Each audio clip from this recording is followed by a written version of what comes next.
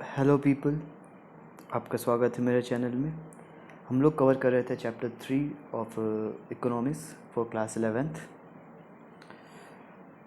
This is chapter 3 part 2।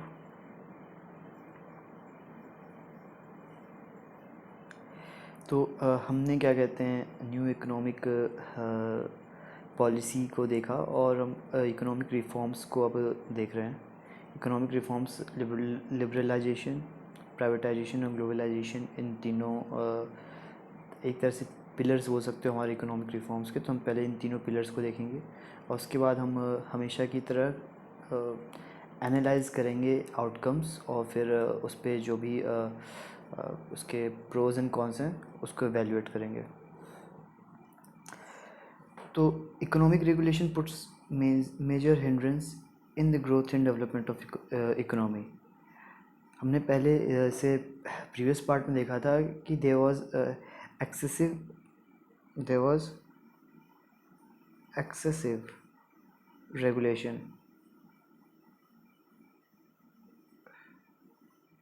और क्योंकि excessive regulation था तो उसकी वजह से क्या हो रहा था कि हमारी इंडस्ट्रीज़ को दिक्कत हो रही थी ग्रोथ में, उनके ग्रोथ में। ब्यूरोक्रेसी बहुत ज़्यादा थी और इंडस्ट्रीज़ को बार बार लॉबी करना पड़ रहा था, प्रोडक्ट डेवलपमेंट पे फोकस नहीं किया जा रहा था एंड एंटी कॉम्पिटिटिव प्रैक्टिसेस को अपनाया जा रहा था।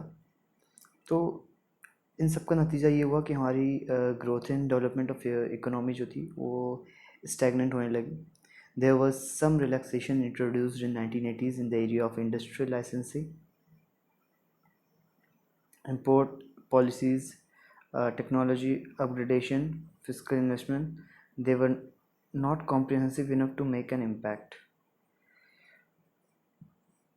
कुछ रिफॉर्म्स लाने की कोशिश की गई थी बट वो रिफॉर्म्स काफ़ी लिमिटेड स्कोप, उनका स्कोप काफ़ी लिमिटेड था और उसकी वजह से उनका इम्पैक्ट जो था वो मेजरेबल नहीं था। उसके बाद क्या हुआ कि 1991 में हमने एक मोर कॉम्प्रिहेंसिव पॉलिसी को प्रमोट किया, ठीक। और उस वो था न्यू इकोनॉमिक पॉलिसी और उसके अंदर जो हमारा सबसे पहला पिलर था वो था लिबरलाइजेशन। अगर आप लिटरल मीनिंग देखेंगे तो लिबरलाइजेशन का मतलब होता है the act of making less strict और रिलैक्सेशन, टू रिलैक्स। तो लिबरलाइजेशन का जो एक अगर ब्रीफ में आपको कॉन्सेप्ट समझना हो तो आप ऐसे समझ सकते हो कि it was just to relax the government regulation, the government power, the government control in the market। I mean जो गवर्नमेंट जो अपने इंटरफेरेंस था उसको रिलैक्स करने के लिए था। D regulation of industrial sector. तो अब हम एक एक सेक्टर्स पे ध्यान देंगे। इकोनॉमिक पॉलिसी जो हमारी NEP आई थी, न्यू इकोनॉमिक पॉलिसी 1991 में, after the suggestion of world bank and international monetary fund. तो उससे पहले जो था हमारे जो रेगुलेशन थे वो लाइसेंसिंग के थ्रू होते थे and licensing measures on all product categories. जो भी बिजनेस थे उनको लाइसेंस चाहिए थे हर प्रोडक्ट कैटेगरी के लिए।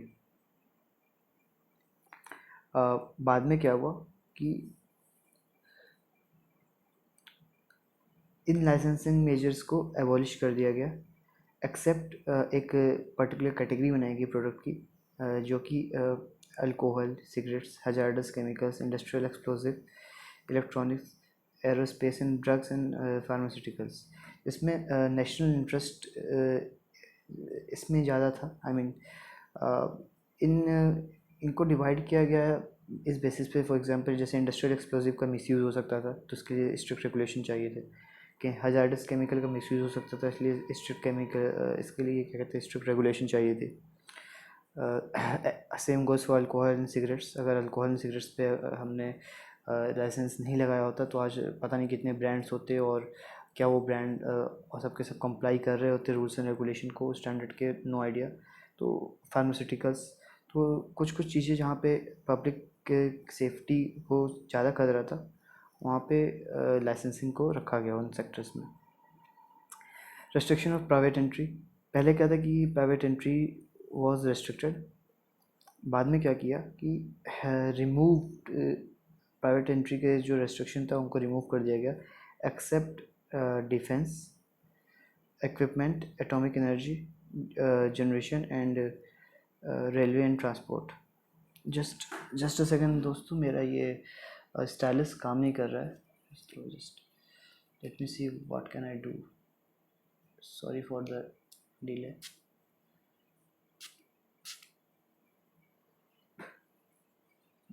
I hope now it will work. कभी कभी ये काम नहीं करता है तो दिक्कत हो जाती है, तो सॉरी। हाँ, तो क्या हुआ कि initially there was restriction of private entry, but later this restriction were removed except for few category of industries, defence equipment, atomic energy generation, railway transport. Now there was reservation of product by SMEs.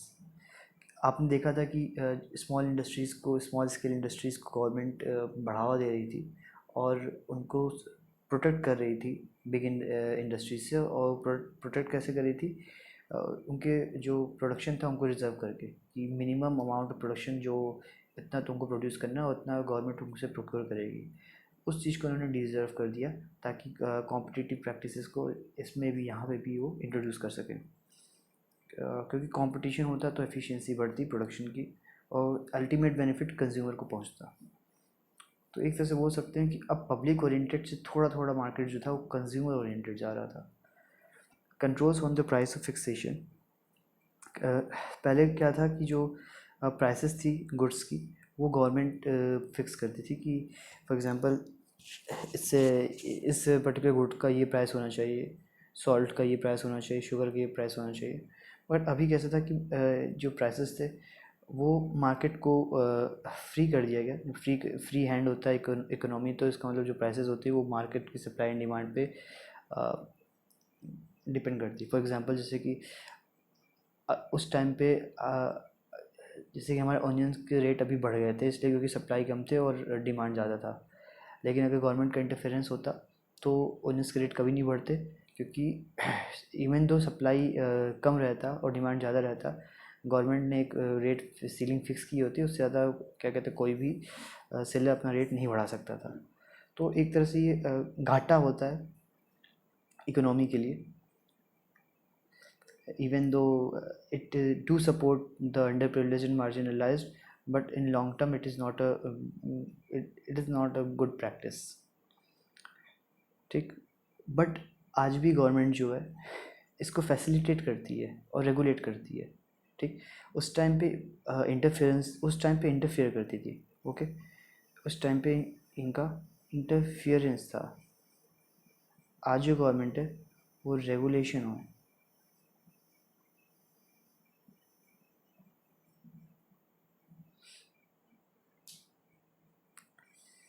तो regulate कैसे करती है कि आप लोग MRP देखते हो। ठीक, स्पेशली जो क्या कहते हैं प्रोडक्ट रहता है जो कि पैकेज प्रोडक्ट रहता है उस पर एमआरपी होता है। और भी जो प्रोक्योरमेंट होता है उसके लिए क्या कहते हैं एक प्राइसेस का एक रेंज दिया जाता है कि उससे ज़्यादा क्या कहते हैं कोई भी उस प्रोडक्ट को नहीं बेच सकता। ठीक, तो इस तरह से वो रेगुलेट करती है प्राइसेस को। Distribution of selected industrial products. उस टाइम पे जो इंडस्ट्रियल प्रोडक्ट का डिस्ट्रीब्यूशन था वो फॉर सिलेक्टेड कैटेगरी था, जिसको इन्होंने बाद में इंक्रीज़ कर दिया था। अब हम फाइनेंशियल सेक्टर को देखेंगे। Financial sector includes financial institution such as commercial bank, investment bank, stock exchange operation and foreign exchange market. तो आपको पता होगा एनएसई हो गया, बीएसई हो गया, ये हमारे स्टॉक एक्सचेंज हो गए। फॉरेन एक्सचेंज मार्केट में हमारा एक फॉरेक्स आ जाता है। इन्वेस्टमेंट बैंक्स बहुत ढेर सारे हैं। अगर आप लोग को बारक्लेज का नाम पता हो तो बारक्लेज एक मल्टी नेशनल इन्वेस्टमेंट बैंक है। एंड कमर्शियल बैंक भी ढेर सारे अभी आ गए हैं, फाइनेंशियल इंस्टीट्यूशन जैसे कि सेबी। ठीक, तो ये सारे जो है फाइनेंशियल सेक्टर का को एक पार्ट होते हैं। ऐसा नहीं कि लिमिटेड है, this list may not be, I mean it is not an exhaustive list, and there may be several other components also. The financial sector in India was regulated by the Reserve Bank of India. Is all banks and other financial institution. Actually it is was उस time पे क्या था कि financial sector का जो जो भी क्या कहते हैं रेगुलेशन था वो आरबीआई करती थी. तो आरबीआई ने कुछ पॉलिसी कुछ नॉर्म्स बना दिए और वही नॉर्म्स को उनको फॉलो करना था. एक नॉर्म ये था कि जैसे कि जो बैंक्स हैं वो बिना आरबीआई के परमिशन के न्यू क्या कहते हैं नया बैंक अपना वो नया यूनिट इस्टेब्लिश या सेटअप नहीं कर सकती थी. तो RBI decide the amount of money that the banks can keep with themselves, fix interest rate, repo rates, reverse repo rate, ये सब फिक्स करती थी. Nature of lending to various section etcetera. कुछ चीज़ें अभी भी करती है जैसे रेपो रेट और रिजर्व रेपो रेट से आरबीआई अभी भी फिक्स करती है. लेकिन अब जो इसका रेगुलेटरी क्या कहते हैं जो इसका रेगुलेटरी आपका इन्वॉल्वमेंट था, जो इसका रेगुलेटरी रिस्पॉन्सिबिलिटी थी, इसको रिड्यूस करके उसको एज अ फैसिलिटेटर बना दिया गया. तो RBI is now as a facilitator and SEBI is watchdog. ठीक, पहले आरबीआई वॉज वो रेगुलेटर एंड वॉचडॉग, बट अब चीज़ें थोड़ी सी क्या कहते हैं अलग अलग डिसेंट्रलाइज की गई. So role of RBI was reduced to facilitator.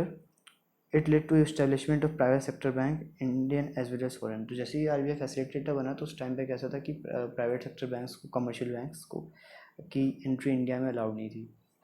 लेकिन उसके बाद ICICI, SDFC और ऐसे क्या सिटी बैंक और ऐसे क्या कहते हैं ढेर सारे प्राइवेट सेक्टर बैंक्स ओरिजिन में आए. Foreign investment limit in banks were raised. जो फॉरेन इन्वेस्टमेंट था बैंक में, जो फॉरेन इन्वेस्टर क्या कहते हैं इन्वेस्ट करते थे, उनकी लिमिट को क्या कहते हैं बढ़ा दिया गया.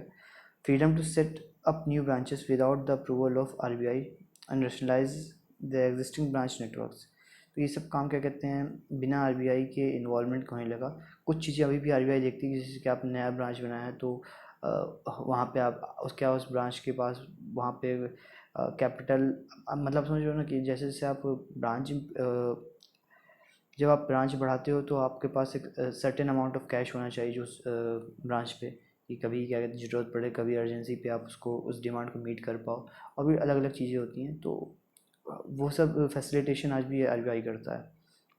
बट आपको नया ब्रांच खोलने के लिए क्या कहते हैं इसकी परमिशन नहीं चाहिए, बट आपको ये दिखाना पड़ता है कि आपके नए ब्रांच में जो भी चीज़ें हैं जो भी आपके इन्वेस्टमेंट मनी एसेट जो भी हैं वो आपको उसको शो करना पड़ता है.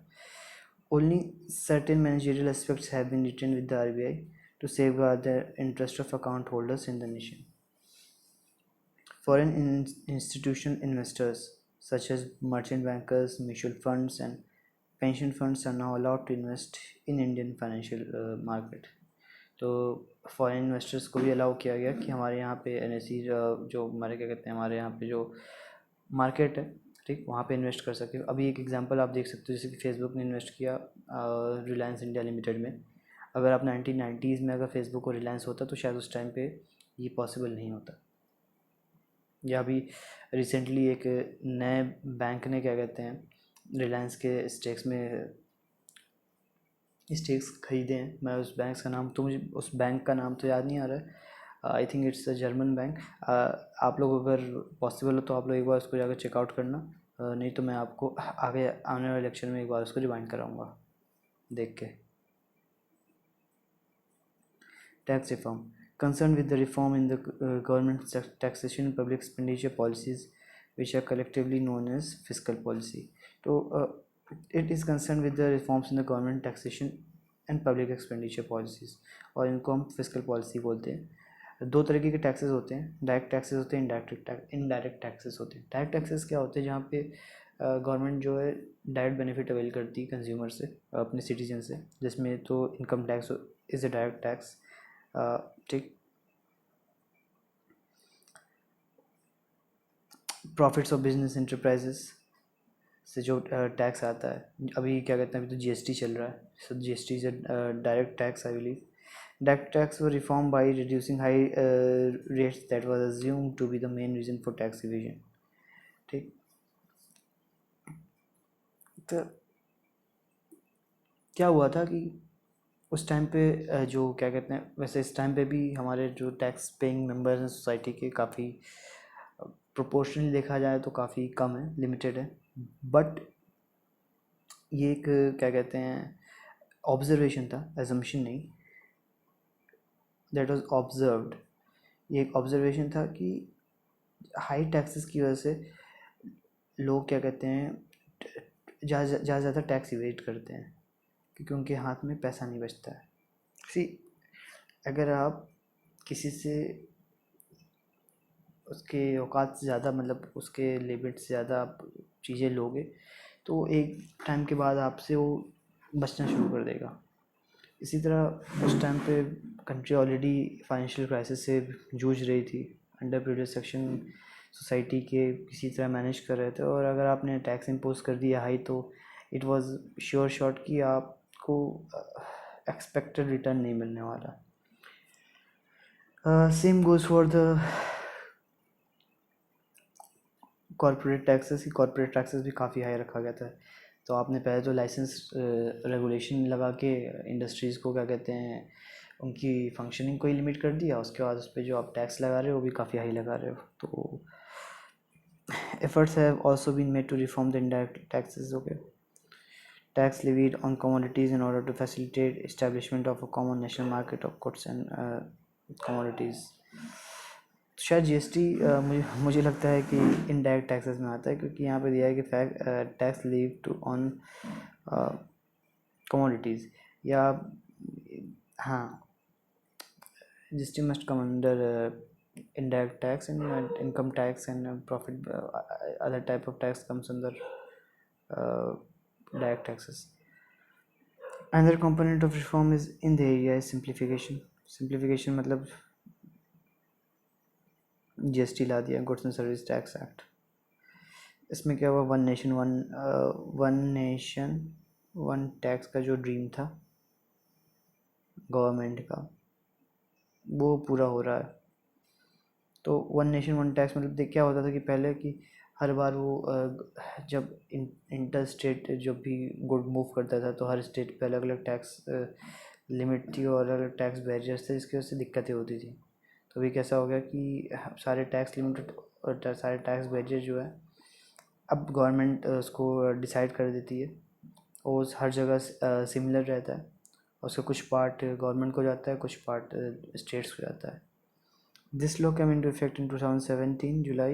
This is expected to generate additional revenue for the government, reduce tax evasion, and create one nation, one tax in one market. Foreign exchange क्या हुआ कि in 1991 it was immediate measure to resolve the balance of payment crisis. हम लोग क्या कहते हैं, negative cash flow से जूझ रहे थे, and the rupee was devalued again foreign currency. Okay, जब कभी भी कोई भी कंट्री अब इकोनॉमिक क्राइसिस होता में आती है, तो ऑलरेडी उसकी जो करेंसी होती है उसका डी इवैल्यूएशन चालू हो जाता है। डी इवैल्यूएशन का मतलब ये होता है कि जो इंटरनेशनल कम्युनिटी है उसको आपकी इंडस्ट्री, आपकी इकोनॉमी में जो कॉन्फिडेंस होता है वो धीरे धीरे लूज़ करते हैं। This led to an increase in inflow of foreign exchange, and that's why they are reluctant to invest. they want more money from you for the, I mean, हाँ, that's why they are reluctant to invest. और उससे क्या होता है कि जो तो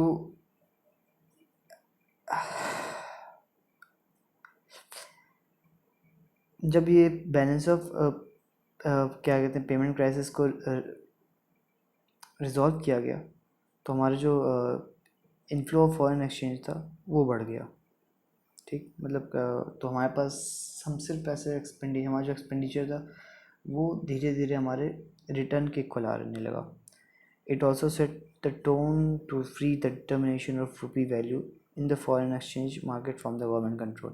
पहले जो रुपी का जो वैल्यू थी वो गवर्नमेंट कंट्रोल करती थी। अब देखिए दो तरीके के कंट्रोल होते हैं, दो तरीके के आप सेट करते हो रुपी की वैल्यू। एक गवर्नमेंट कंट्रोल करती है, ठीक, और एक में क्या होता है कि मार्केट कंट्रोल करता है। इसके ऊपर मैं एक अलग से लेक्चर लूँगा। तो initially it was government who used to control the value of rupee, but now it was up to the market. Now more often than not, market determine exchange rate based on the demand and supply of foreign exchange. Trade and investment policy reforms. Liberalization initiated to increase international competitiveness of industrial production, foreign investment and technology into the economy. The aim was also to promote the efficiency of local industries and adoption of modern technologies.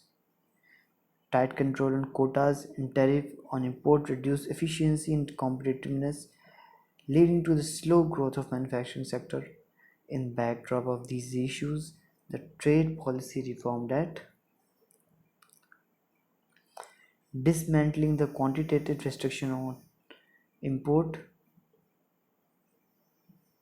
reduction of tariff rate and removal of licensing procedure from the imports, abolishment of licensing except for a certain category, quotas on import of manufactured consumer goods and agricultural products removed.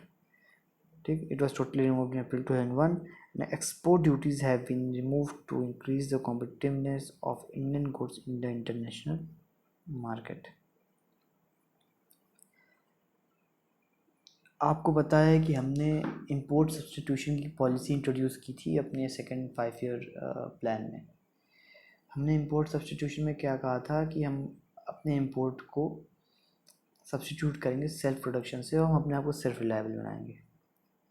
उसके लिए हमने क्या कहते हैं quotas and tariff को introduce किया.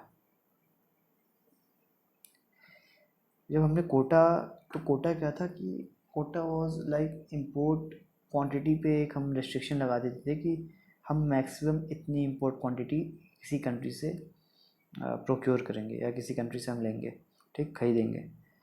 Tariff क्या था कि हम जो टैक्सेस इम्पोज करते थे इंपोर्ट प्रोडक्ट पे, हम उस पर हाई टैरिफ लगाते थे ताकि कंज्यूमर जो था वो क्या कहते हैं उसका कॉन्फिडेंस जो था इंपोर्टेड प्रोडक्ट पे वो क्या कहते हैं डीमोटिवेट हो और वो मैन्युफैक्चरिंग जो डोमेस्टिक इंडस्ट्रीज़ के प्रोडक्ट है उनको प्रिफर करे over the imported product. But इससे क्या दिक्कतें आई? इससे दिक्कतें ये आई कि जब आप क्या कहते हैं ओपन इकोनॉमी की बात कर रहे हो, आप लिबरलाइजेशन की बात कर रहे हो, तब आप टैरिफ एंड कोटास को इस तरह से यूज़ नहीं कर सकते हो, ठीक, एज एन इम्पोर्ट बैरियर.